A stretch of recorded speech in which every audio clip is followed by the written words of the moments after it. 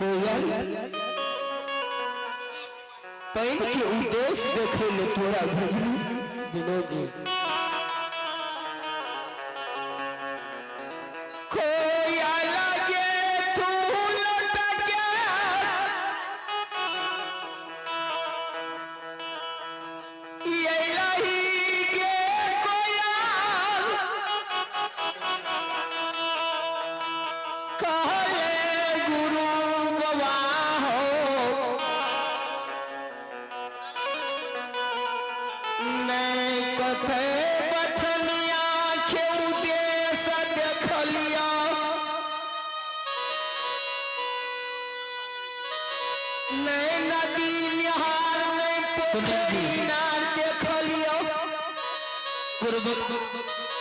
कोयल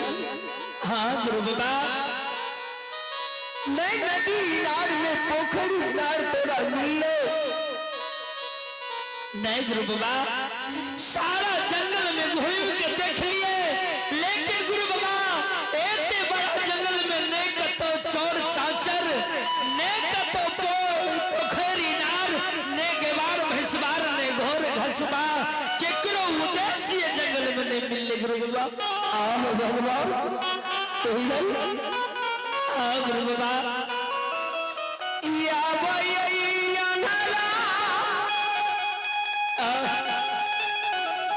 बना जंगल में नहीं बचबो नहीं गुरु बाबा ऐसा शब्द नहीं बोलिए ओ गुरु बाबा ये भगवान के लिखनी चाहिए ए गुरु बाबा ऐसा बात नहीं बोलिए कि कोयल आब हम नहीं बचबो यही जगह से लौट कर चल जो देवमाता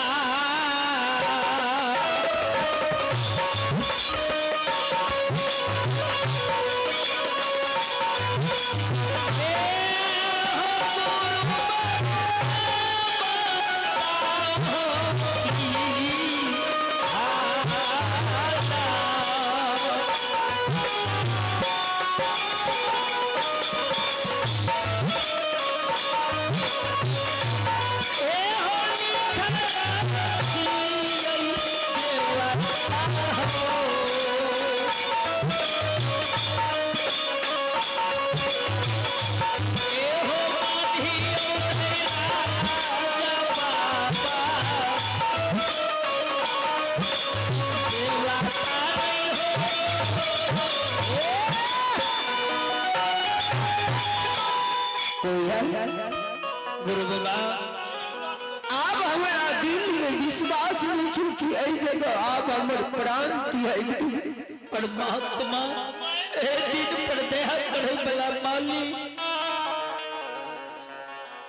लौट के पापी चला जो गुरु बाबा मायसी बरस के गिरधो गोशी बाबा एहन दुख ने दुनिया में केकरो दिया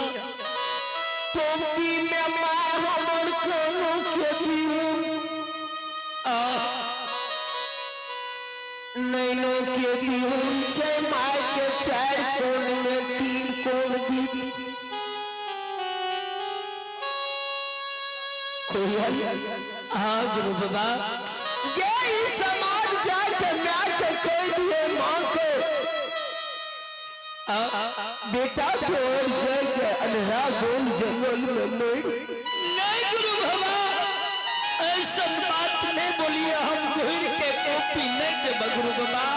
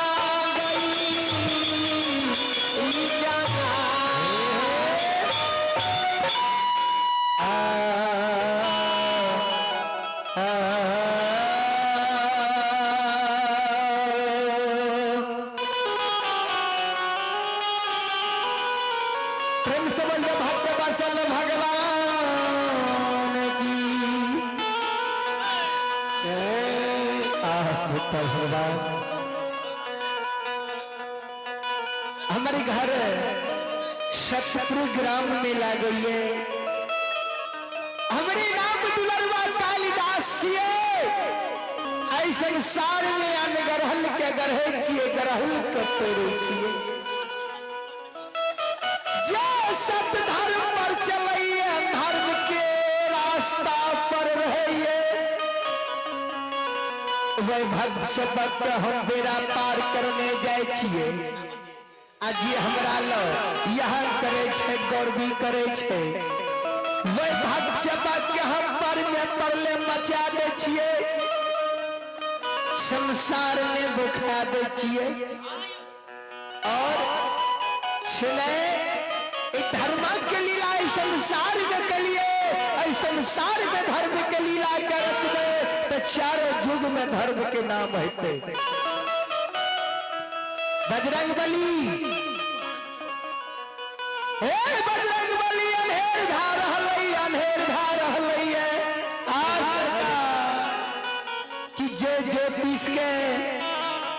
सुंदर शरीर तोड़ के कोढ़िया शरीर बनलिए, बिना यान के, बिना पैन के, बिना जुड़ी नाम चहर के भगवानियो, बिना निंद नारी के 12 बरस बन के लिखलिए। आज ज्योतिष अधवटिया रास्ता में अंधेरा बन जंगल में पैन के कारण प्राण के तेज रहल। महावीर जी जब ज्योतिष अंधेरा बन जंगल में पैन के कारण प्राण तेज देते, धर्म के नाम संसार से उठ जेते, कोई धर्म के नाम नहीं लेते। आपका धर्म